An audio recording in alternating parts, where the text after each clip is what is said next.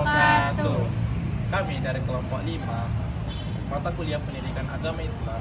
Jadi di sini kami ingin mempraktekkan tugas-tugas dari mata kuliah kami. Sebelumnya, izinkan kami memperkenalkan anggota kami terlebih dahulu. Saya Fajrul Syamsul Bukom. Saya Nana Febriana Puduman. Saya Nirwana Dewan Tariani Putri. Adapun yang akan kami praktekkan pada video ini adalah seperti tata cara mandi wajib, tata cara berwudu yang benar, tata cara sholat wajib yang dilakukan oleh sendiri, tata cara sholat berjamaah, Azan, dan juga tata cara sholat berjamaah dan juga mengaji. Baiklah, mungkin itu saja yang kami akan praktekkan.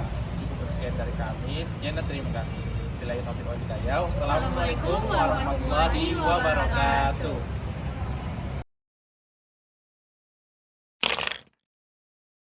Saya akan mempraktekkan cara mandi wajib atau mandi junub.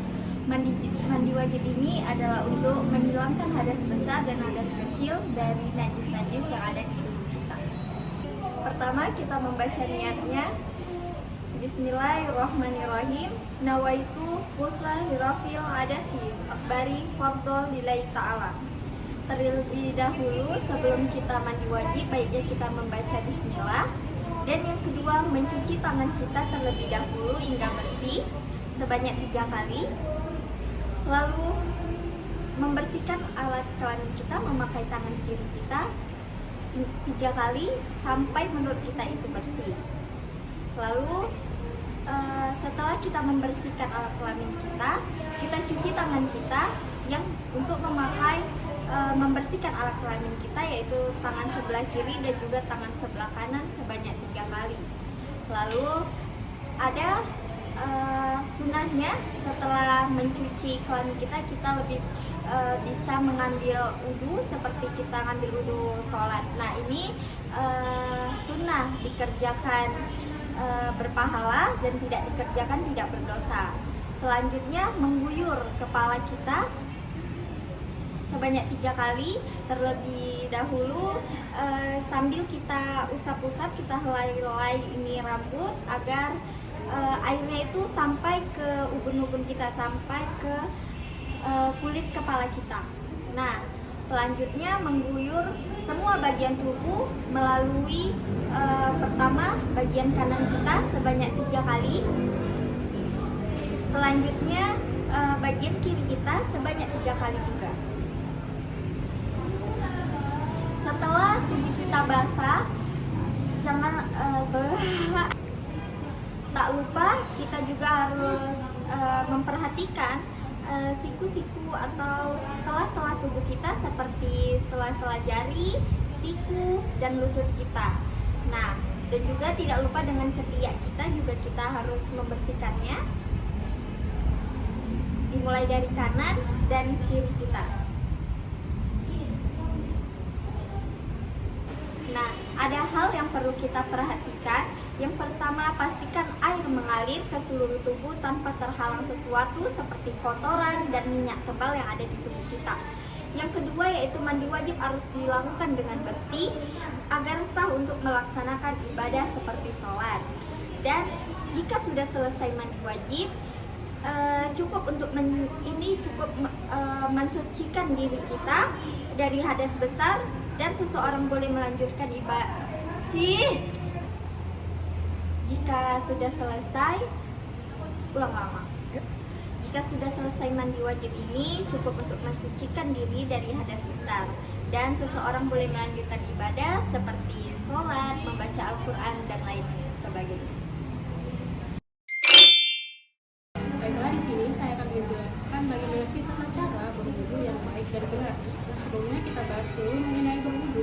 Berwudu ini diartikan sebagai salah satu cara untuk menghilangkan hadas kecil yang berada di dalam badan kita. Nah, berwudu ini adalah syarat sah untuk melakukan sholat. Nah, selanjutnya kita akan mempraktikkan bagaimana sih cara berwudu yang baik dan benar. Nah, sebelum berwudu, teman-teman harus pastikan dulu nih bahwa badan dari teman-teman itu sudah bersih dari hadas besar. Nah, untuk menghilangkan hadas besar ini, teman-teman bisa melakukan istinja. Nah, setelah istinja, kita masuk ke langkah selanjutnya, yaitu bersiwak. Sebenarnya bersiwak ini adalah sunnah dari berwudu, tetapi ada baiknya teman-teman melakukannya. Nah, adapun cara bersiwak ini adalah seperti membasuh kedua lubang hidung terlebih dahulu. Hal ini dilakukan secara 3 kali berturut-turut. Setelah membasuh kedua lubang hidung, teman-teman berkumur-kumur. Nah, berkumur-kumur ini juga dilakukan selama 3 kali berturut-turut. Nah, setelah melakukan bersiwak tadi, kita masuk ke langkah berwudu. Nah, teman-teman bisa mengepalkan tangan seperti ini ke dalam air yang mengalir, lalu melafazkan niat wudu. Adapun lafaz niat wudu adalah nawaitul wudu'a li rabbil alamin asghari fadlillahi ta'ala. Nah, setelah seperti ini, teman-teman bisa langsung membasuh muka. Membasuh mukanya ini caranya seperti ini. Sampai ke sini. Nah, hal itu dilakukan selama 3 kali berturut-turut.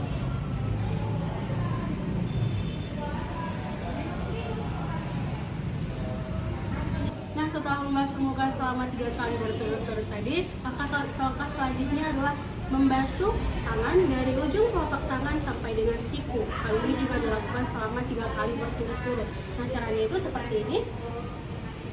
Ambil airnya yang mengalir terlebih dahulu seperti ini, lalu diusap.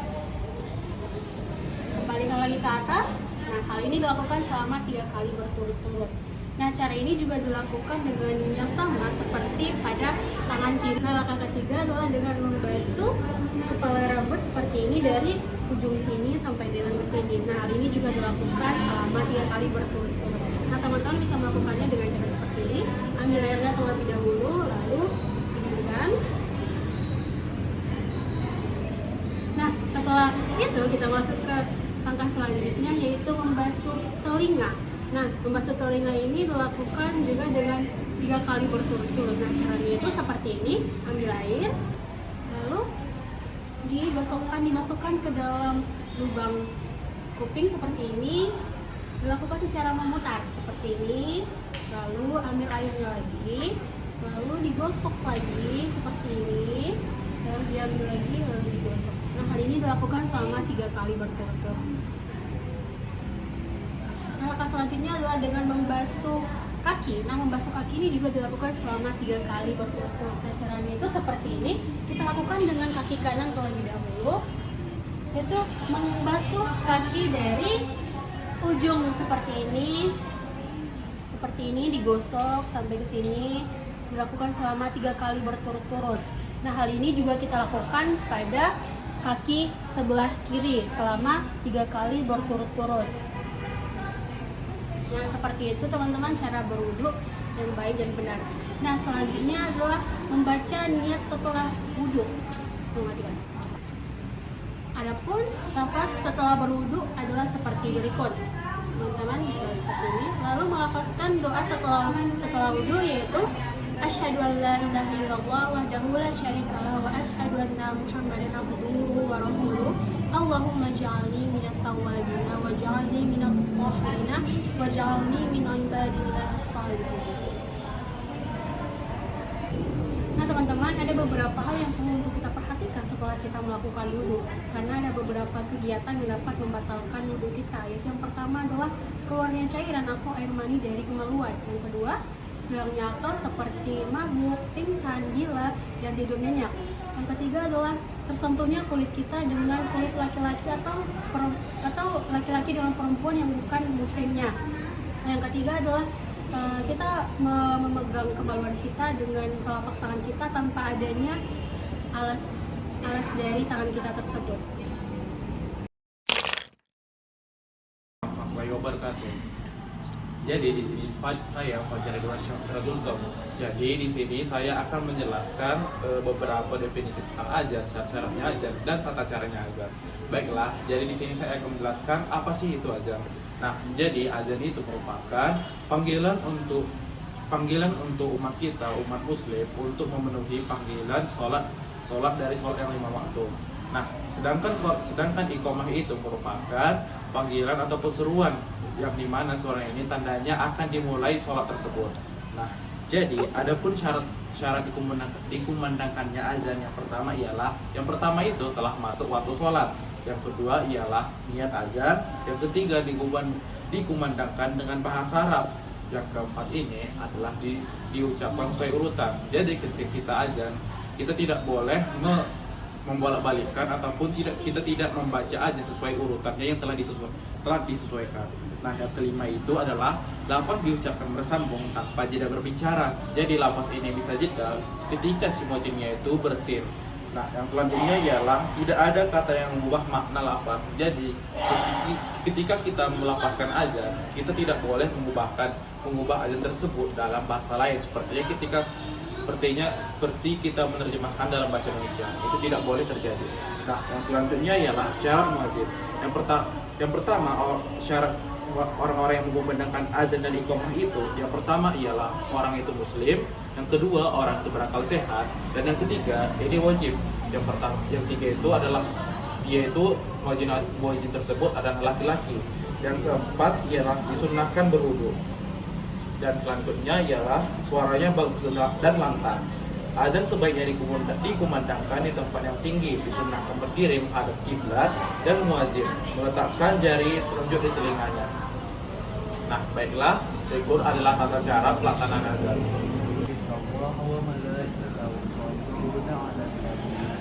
يا أيها الذين آمنوا صلوا عليه وسلموا تسليما الله أكبر الله أكبر الله أكبر الله أكبر أشهد أن لا إله إلا الله أشهد أن لا إله إلا الله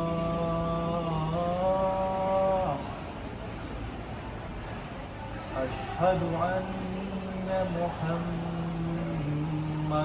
رسول الله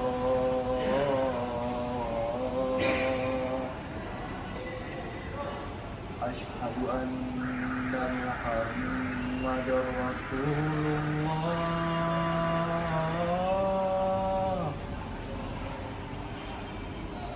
حي على الصلاة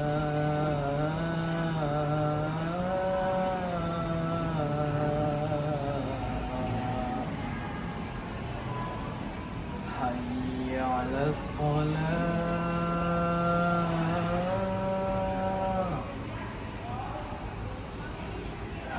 حي على الفلاح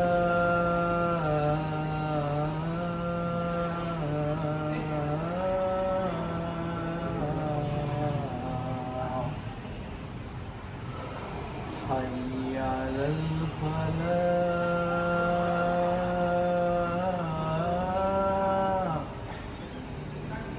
الله أكبر الله أكبر لا إله إلا الله. Ketika azan dikumandangkan oleh muadzin dari masjid, kita sebagai umat muslim wajib membalas atau melafazkan kata yang sama yang dikumandangkan oleh muadzin. Namun ada lafaz yang berbeda seperti hayya 'alas shalah dan hayya 'alal falah, yang dimana lafaznya ini berbunyi la haula quwata illa billah illa billahil aliyil azim.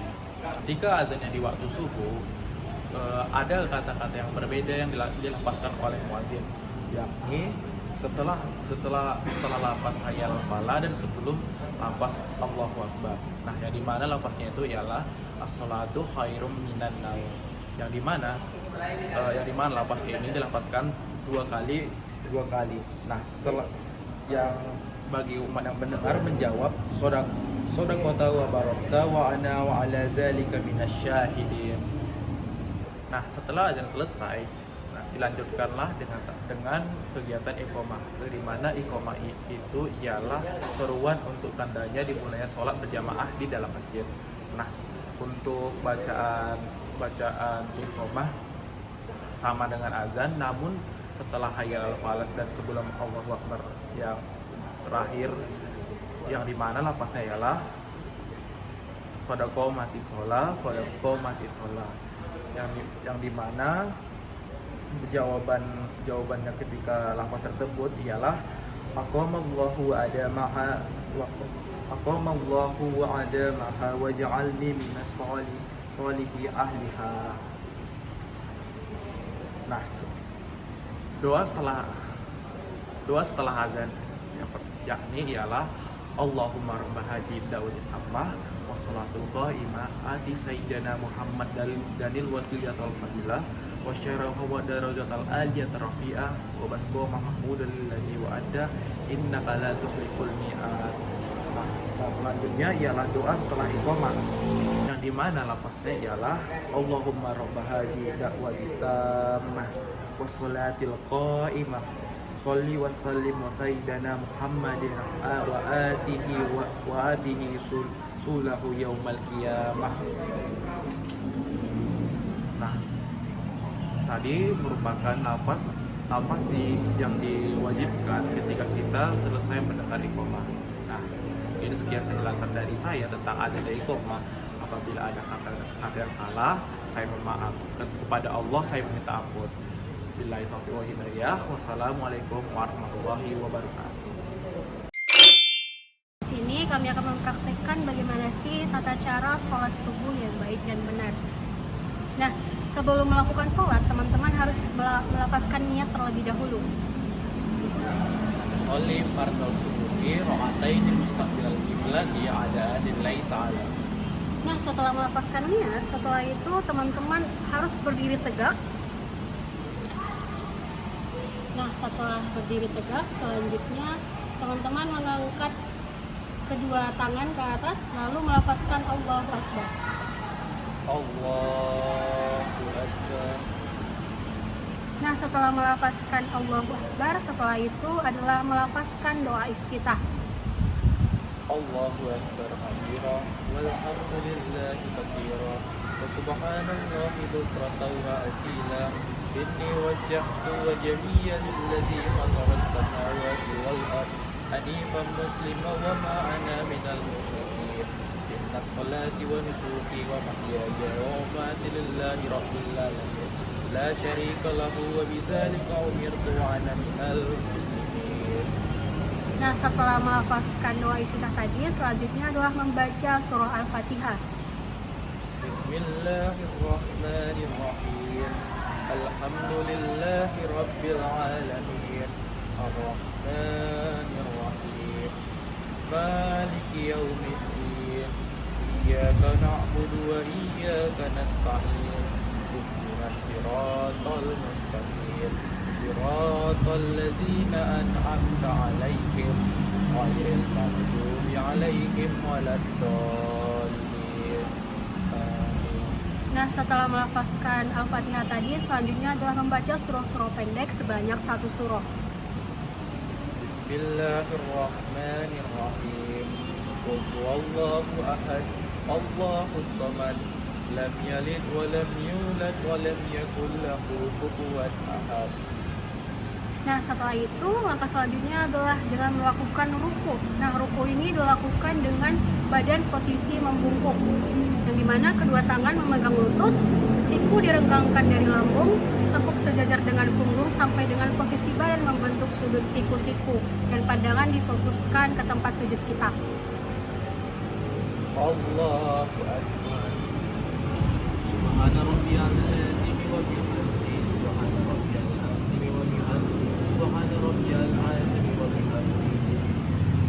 Nah, setelah ruku dan membaca tasbih sebanyak 3 kali, kemudian kepala diangkat dan diikuti dengan mengangkat tangan berada sejajar dengan telinga, kemudian membaca Sami'allahu liman hamidah.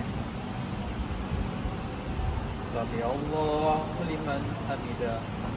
Rabbana walakal hamdu mil'us samawati wa mil'ul ardi wa mil'u ma shi'ta min syai'in ba'du.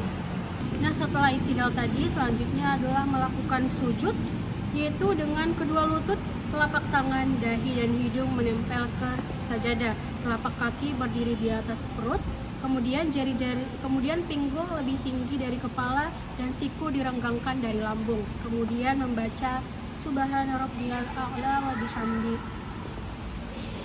Allahu akbar. Subhana rabbiyal a'la wa bihamdi. Subhana rabbiyal a'la wa bihamdi. Subhana rabbiyal a'la wa bihamdi. Nah, setelah membaca tasbih sebanyak 3 kali, kemudian adalah duduk di antara 2 sujud. Dilakukan setelah sujud dengan posisi duduk di atas mata kaki kiri, telapak kaki kanan ditegakkan, kedua tangan diletakkan di atas paha dalam keadaan terbuka, jari-jari dirapatkan sejajar dengan lutut, pandangan lurus ke depan tempat sujud, serta membaca Allahu Akbar. Allahu Akbar. Allahumma firli warhamni wajburni wahdini warzuqni.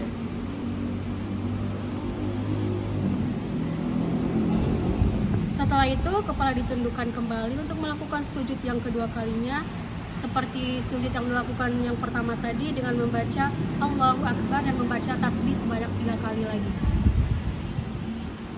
Allahu Akbar. Subhana rabbiyal a'la wa bihamdi. Subhana rabbiyal a'la wa bihamdi. Subhana rabbiyal a'la wa bihamdi. Nah, setelah sujud yang kedua dilakukan, kemudian berdiri kembali untuk melaksanakan rakaat sholat yang kedua tanpa mengangkat tangan, diikuti dengan membaca lafaz takbir yaitu Allahu Akbar.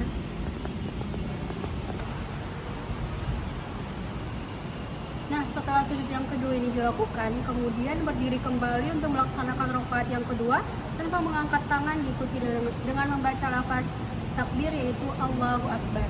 Nah, setelah itu teman-teman bisa melakukan rakaat yang kedua ini seperti yang dilakukan pada rakaat yang pertama, yaitu dengan membaca Al-Fatihah, kemudian membaca surah pendek sebanyak 1 surah.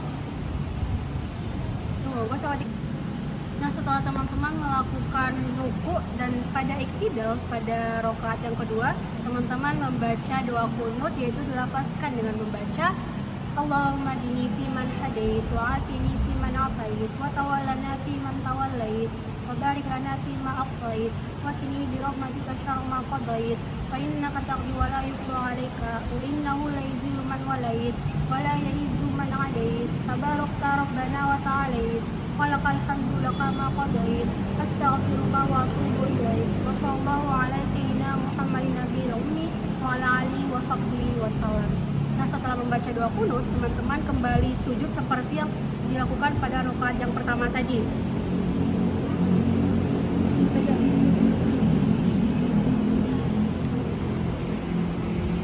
Nah, setelah itu dilakukan dengan tahiyat akhir yang dilakukan dengan posisi telapak kaki kiri dikeluarkan ke sebelah kanan sehingga di bawah kaki kanan, telapak tangan di atas kedua paha, kemudian membaca lafaz tahiyat akhir ditambah dengan selawat atas keluarga Nabi Shallallahu Alaihi Wasallam.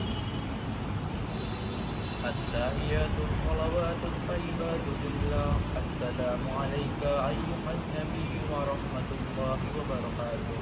Assalamu alayna wa ala ibadillahis shalihin. Ashhadu an la ilaha illallah wa ashhadu anna Muhammadan abduhu wa rasuluh.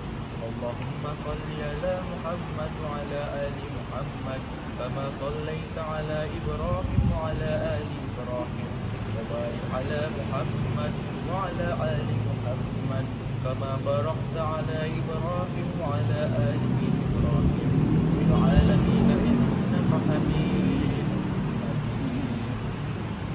Setelah membaca tahiyat akhir ditambah dengan salawat atas keluarga Nabi Shallallahu Alaihi Wasallam, selanjutnya adalah melakukan salam, yaitu dilakukan dengan menengok ke kanan terlebih dahulu, kemudian ke kiri dengan membaca Assalamualaikum warahmatullahi. Assalamualaikum warahmatullahi wabarakatuh. Assalamualaikum warahmatullahi wabarakatuh. Nah, seperti itulah teman-teman cara melaksanakan sholat subuh yang dilakukan oleh laki-laki. Sekian dan terima kasih. Baiklah, di sini saya akan menjelaskan syarat wajib sholat dan syarat sah sholat. Yang dimana syarat wajib sholat itu yang pertama ialah beragama Islam, yang kedua itu ialah sudah balik atau dewasa, yang ketiga itu adalah berakal, yang keempat itu suci dari haid dan nifas, yang kelima ialah telah mendengar ajakan dakwah Islam, Nah, sedangkan syarat sah sholat itu yang pertama ialah suci dari 2 hadas. Yang pertama itu hadas kecil dan hadas besar. Dan yang kedua itu adalah suci seluruh anggota badan, pakaian, dan tempat dari najis. Yang ketiga adalah menutup aurat.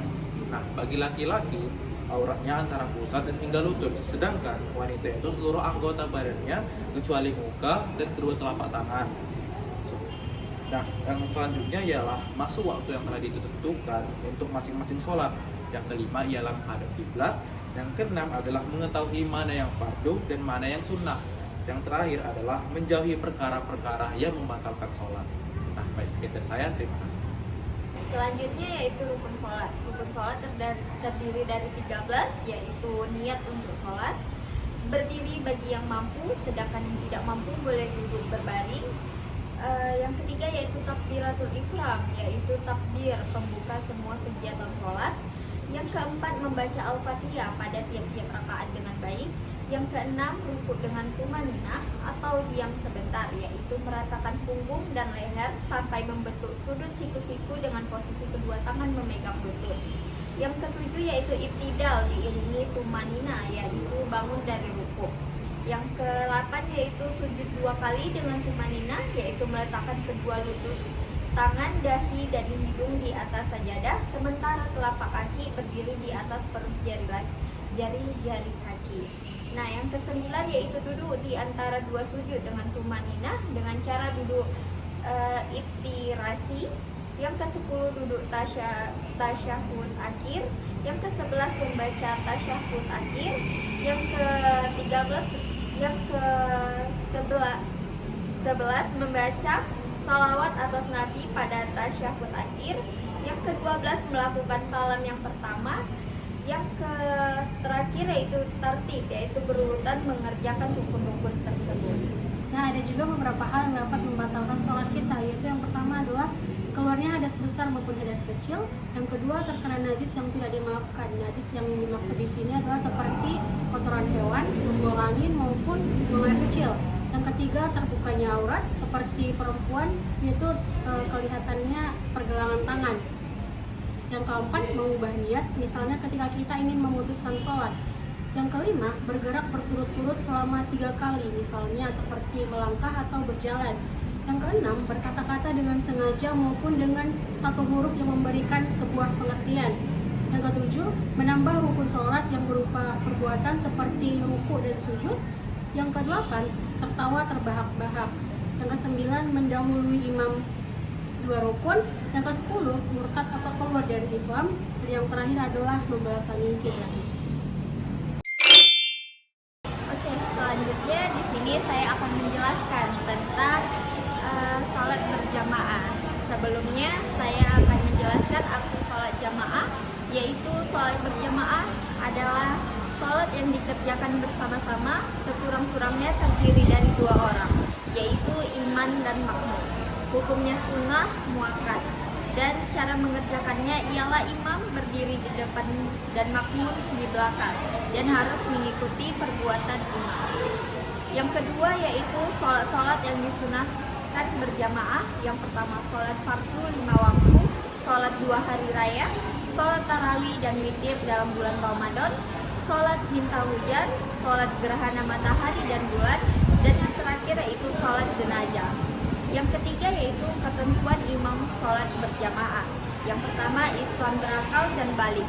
Yang kedua, harus laki-laki untuk makmum dan laki-laki atau banci. Suci dari hadis dan najis. Mampu membaca dan melaksanakan rukun-rukun sholat dengan baik, utama bacaan Al-Fatihah. Yang terakhir, tidak sedang bermakmum pada imam.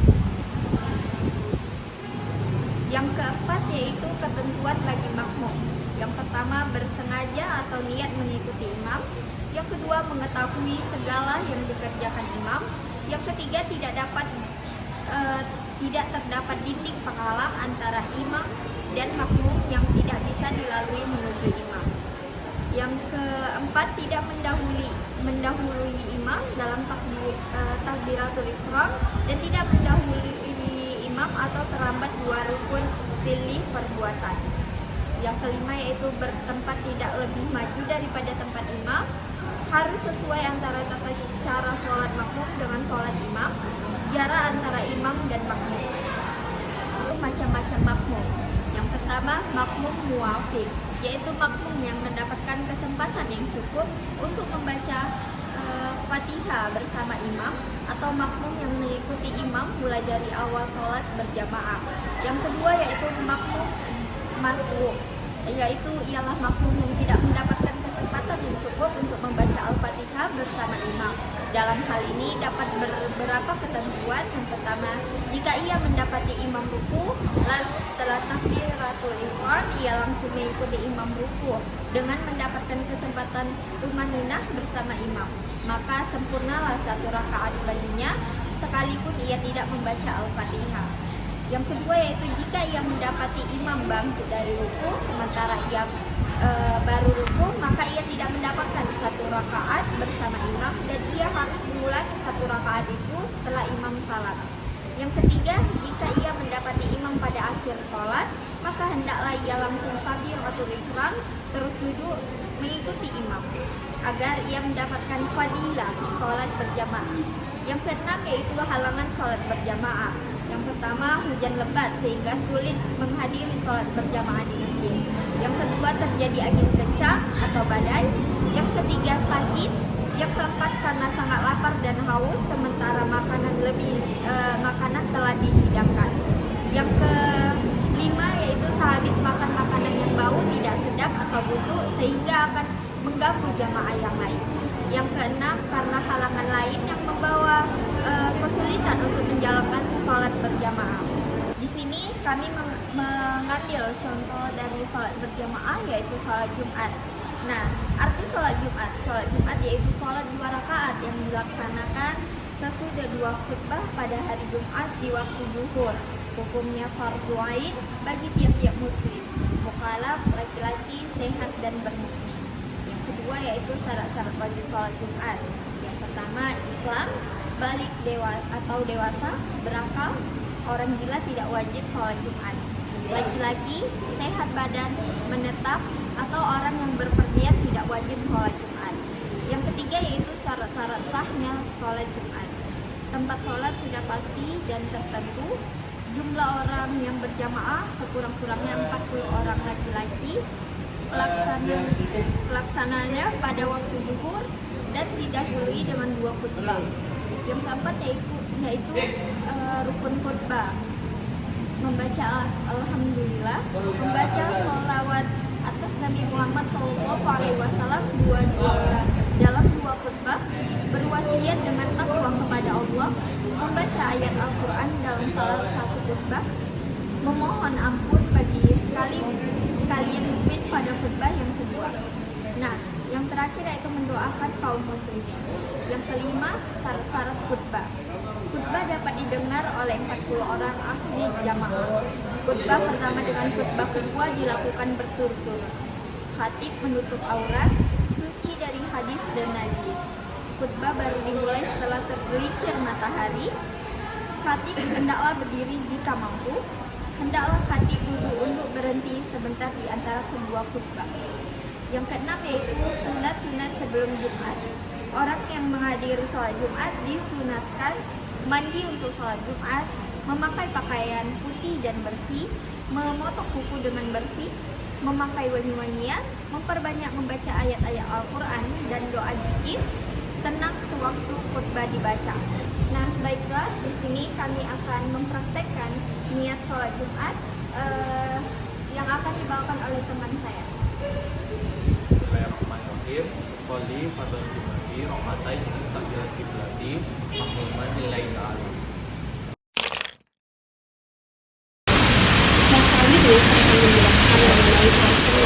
Bagaimana sholat sunnah ini adalah sholat yang dianjurkan untuk dikerjakan. Namun, ketika tidak dikerjakannya tidak bersalah. Nah, di sini ada beberapa sholat sunnah, yaitu yang pertama adalah sholat sunnah wudhu. Karena sholat sunnah wudhu ini adalah sholat yang kita laksanakan ketika kita baru selesai melakukan wudhu. Adapun lafaz niat dari sholat wudhu ini adalah usolli sunnata wudhu rakaataini lillahi ta'ala. Nah ya, sholat yang kedua adalah sholat duha. Nah, sholat duha ini adalah sholat yang kita kerjakan pada waktu matahari sedang naik.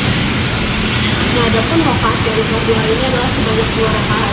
Namun, jika teman-teman ingin mengerjakan lebih dari 2 rakaat juga diperbolehkan. Nah, sholat duha ini lebih baik itu kita kerjakan pada saat jam 7 pagi hingga masuknya waktu sholat subuh. Adapun niat dari sholat duha ini adalah usolli sunnatal duha raka'ataini lillahi ta'ala. Yang ketiga adalah sholat tahiyatul masjid. Nah, sholat tahiyatul masjid ini adalah sholat sunnah yang kita kerjakan apabila kita ingin masuk ke dalam masjid. Nah, sholat tahiyatul masjid ini bisa kita lakukan pada saat melakukan sholat Jumat berjamaah ataupun pada saat sholat lainnya. Adapun apa sih niat dari sholat tahiyatul masjid ini adalah usolli sunnatal tahiyatul masjid raka'ataini lillahi ta'ala. Sholat sunnah yang selanjutnya adalah sholat tahajud. Nah, sholat tahajud ini adalah sholat yang kita kerjakan pada saat malam hari. Rakaat dari sholat tahajud ini adalah sebanyak 2 rakaat. Namun ketika teman-teman melaksanakannya lebih dari 2 rakaat juga tidak bermasalah. Nah, sholat ini kita kerjakan apabila kita salah satu syarat dari melaksanakan sholat tahajud ini adalah kita harus melakukan tidur sebentar.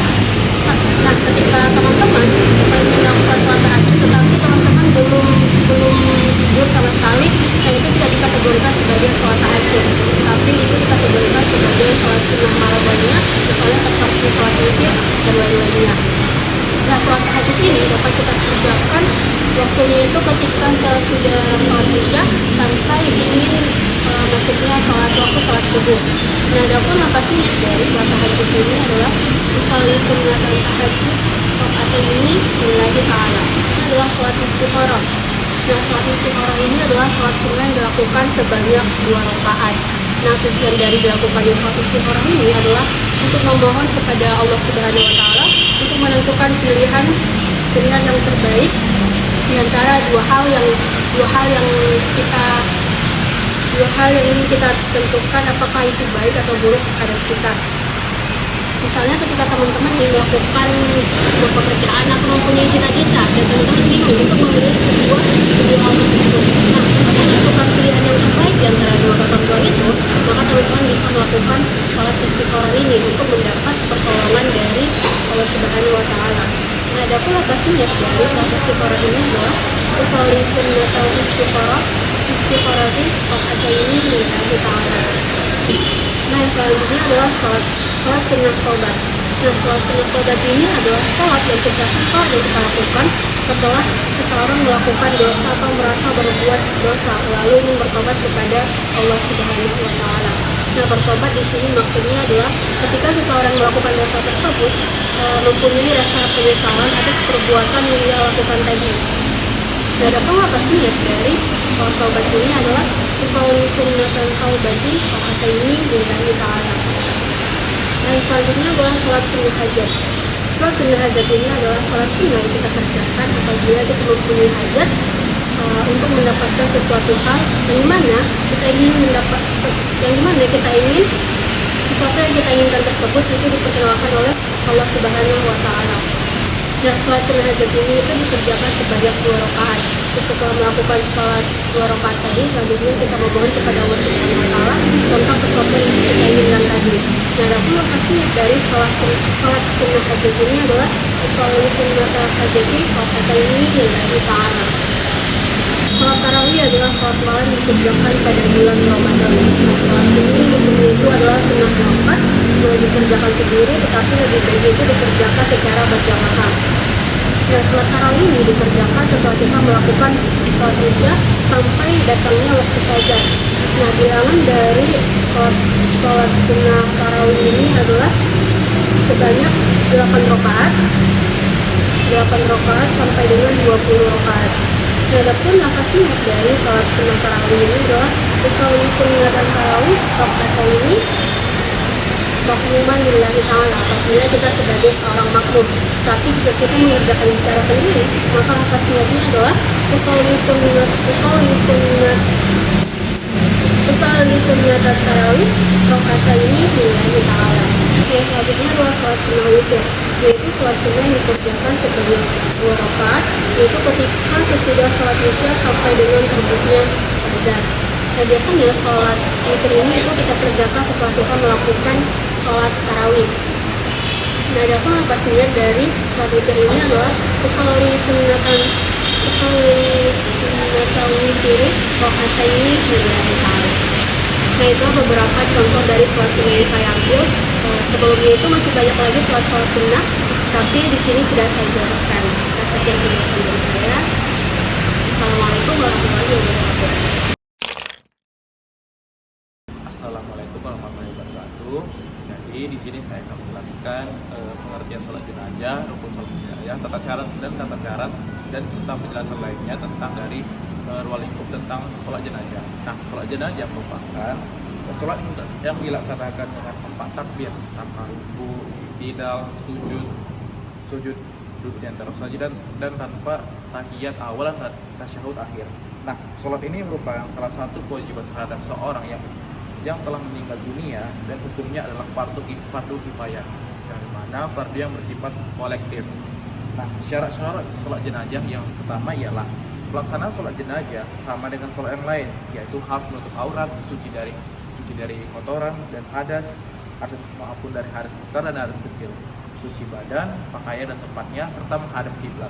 Nah, yang kedua ialah sholat dilakukan setelah mayit dimandikan dan dikafani. Yang ketiga adalah posisi mayit sebelah kiblat orang yang akan menyolati, kecuali kalau sholat dilakukan di atas kubur atau sholat gaib. Nah, yang selanjutnya ialah rukun menyalatkan jenazah. Yang pertama ialah niat sholat. Nah, untuk niat untuk mayit laki-laki yang adalah Bismillahirrahmanirrahim, usolli ala hadzal maiti arba'a takbiratin fardu kifayah makmuman lillahi ta'ala. Sedangkan kalau menjadi imam diganti menjadi imaman lillahi ta'ala.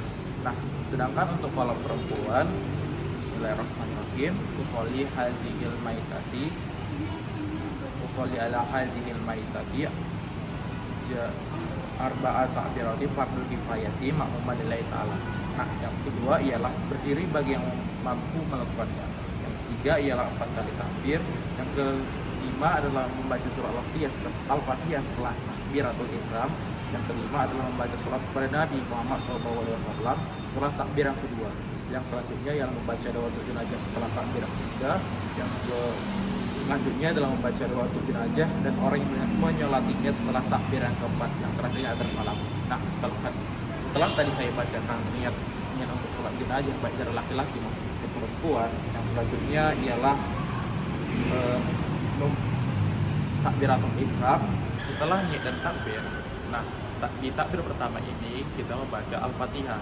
Bismillahirrahmanirrahim, alhamdulillahirabbil alamin, arrahmanirrahim, maliki yaumiddin, iyyaka na'budu wa iyyaka nasta'in, ihdinas siratal mustaqim, siratal ladzina an'amta 'alaihim ghairil maghdubi 'alaihim waladdallin. Amin. Nah, yang selanjutnya di takbir kedua sambil mengangkat tangan dengan gerakan yang sama seperti takbir pada sholat. Selesai bertakbir, kedua tangan kembali ke posisi semula, yaitu bersedekap lalu membaca sholawat. Allahumma sholli ala Muhammad wa ala ali Muhammad kama shollaita ala Ibrahim wa ala ali Ibrahim wa barik ala Muhammad wa ala ali Muhammad kama barakta ala Ibrahim wa ala ali Ibrahim fil alamin innaka Hamidum Majid. Nah, lalu setelah itu mengangkat tangan dan masuk ke takbir ketiga.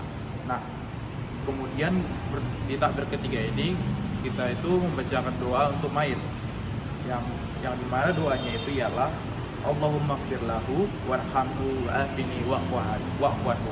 Jadi mana doa tadi untuk mayit laki-laki, sedangkan untuk perempuan ialah Allahumma gfir laha warhamha wa'afini wa'fuanha. Nah, yang selanjutnya adalah masuk ke takbir ke yang keempat. Nah, di mana kita membaca doa lagi, yang di mana doanya ialah Allahumma la tahribna ajrahu wa la taftinna ba'dahu wa'fir lana wa lahu. Nah, itu adalah membaca doa untuk mayit laki-laki, sedangkan untuk mayit perempuan ialah Allahumma la tahribna ajraha wa la taftinna ba'daha wa'fir lana wa laha. Nah, setelah sudah takbir keempat, Yang selanjutnya ialah membaca salam dengan lafaz Assalamualaikum warahmatullahi wabarakatuh dengan condong menghadap kanan. Yang selanjutnya ialah condong menghadap kiri dan mengucapkan kata yang sama, Assalamualaikum warahmatullahi wabarakatuh. Baiklah, mungkin itu saja penjelasan dari sholat jenazah. Sholat jenazah, mungkin apabila ada kata yang salah saya mohon maaf. Sekian dan terima kasih. Assalamualaikum warahmatullahi wabarakatuh. Jadi di sini kami akan mempraktekkan dari tata cara sholat jenazah. Nah, di sini saya sebagai imam dan kawan-kawan saya yang lainnya sebagai makmum. Nah, jadi kan kami ini menganggap perungkapannya mayatnya ini laki-laki. Nah, posisi imam adalah sejajar dengan kepalanya laki-laki. Sedangkan ketika mayatnya perempuan ialah sejajar dengan perut dari si mayat tersebut. Nah, baiklah, langsung saja kita ke prakteknya. Sholli ala hadzal maiti arba'a takbiratin fardhu kifayah imaman lillahi ta'ala. Sholli ala hadzal mayyiti arba'a takbiratin fardhu kifayatin imaman lillahi ta'ala. Allahu Akbar. Bismillahirrahmanirrahim. Alhamdulillahi Rabbil Alamin. Ar-Rahmanir Rahim. Maliki Yawmiddin. Iyyaka na'budu wa iyyaka nasta'in.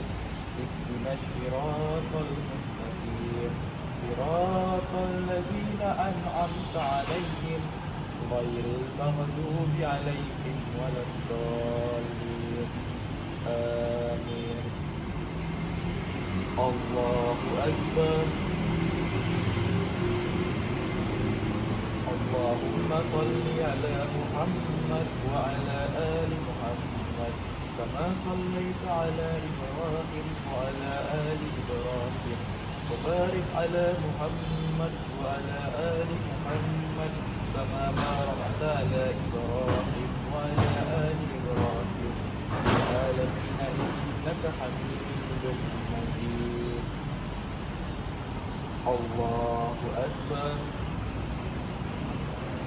Allahumma ighfir lahu warhamhu wa afini wa'fu anhu. Allahu Akbar. Allahumma la tahsinna ajrahu wa la tahsinna ba'dahu waghfir lana wa lahu. Assalamualaikum warahmatullahi wabarakatuh.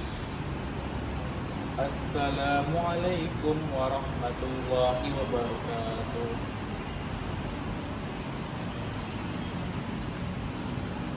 Mungkin sekian dan itu sajalah praktek sholat jenazah yang kami praktekkan. Apabila ada kekurangan ataupun kesalahan bagian dan bagian kata dari kami mohon maaf, dan kepada Allah kami meminta ampun. Wassalamualaikum warahmatullahi wabarakatuh. Assalamualaikum warahmatullahi wabarakatuh. Jadi di sini saya Fajrul Syah Putra Butom akan membaca surah Al-A'la. A'udzubillahi minasyaitonir rajim. Bismillahirrahmanirrahim.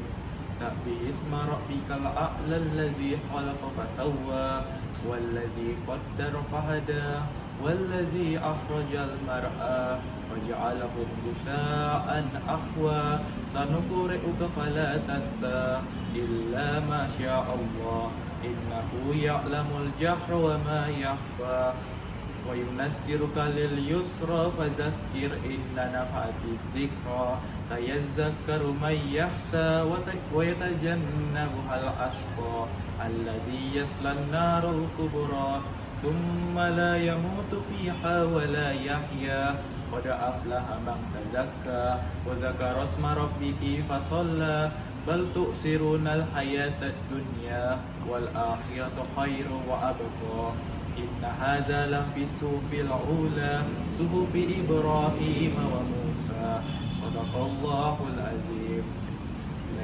Billahi taufiq wal hidayah. Wassalamualaikum warahmatullahi wabarakatuh. Baik, perkenalkan saya Dona Febriana Puluman dengan NIM 32311210007. Dan di sini saya akan membacakan surah Al-A'la dengan bacaan Bismillahirrahmanirrahim. Sabbihisma rabbikal a'la alladzi khalaqa fasawwa walladzi qaddara fahada walladzi akhrajal mar'a faja'alahu ghusaa'an ahwa sanuqri'uka fala tansa illa ma syaa Allah innahu ya'lamul jahra wa ma yakhfa wa nuyassiruka lil yusra fadzakir in nafa'ati dzikra sayadzakkaru man yakhsha wa yatajannabuhal ashqa الذي يصلى النار الكبرى ثم لا يموت فيها ولا يحيا قد أفلح من تذكر اسم ربه فصلى بل تؤثرون الحياة الدنيا والآخرة خير أبقى إن هذا لفي الصحف الأولى صحف إبراهيم وموسى. Terima kasih. أعوذ بالله من الشيطان الرجيم. بسم الله الرحمن الرحيم. سبح اسم ربك الأعلى الذي خلق فسوى والذي قدر فهدى والذي أخرج المرعى فجعله غثاء أحوى سنقرئك فلا تنسى إلا ما شاء الله إنه يعلم الجهر وما يخفى ونشرك لليسرى فذكر إن نفعت الذكرى سيذكر من يشاء ويتجنبها الأشقى الذي يصلى النار الكبرى ثم لا يموت فيها ولا يحيا قد أفلح من تزكى وذكر اسم ربه فصلى بل تؤثرون الحياة الدنيا والآخرة خير وأبقى إن هذا لفي الصحف الأولى صحف إبراهيم وموسى صدق الله العظيم.